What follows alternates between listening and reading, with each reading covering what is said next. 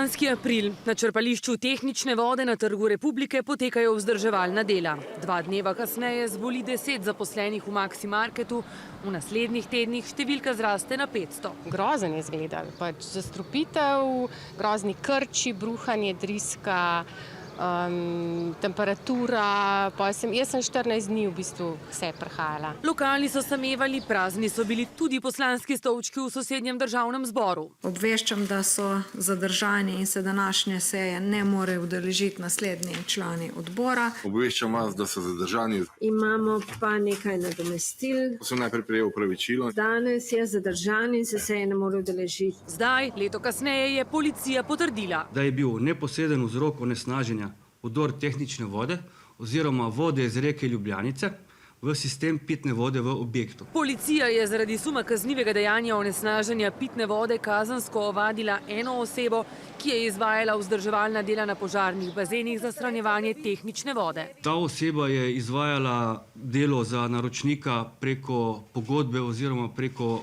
naročilnice. Zagrožena kazen do 3 let zapora oziroma denarna ali zaporna kazen 3 mesecev, če je bilo dejanje storjeno iz malomarnosti.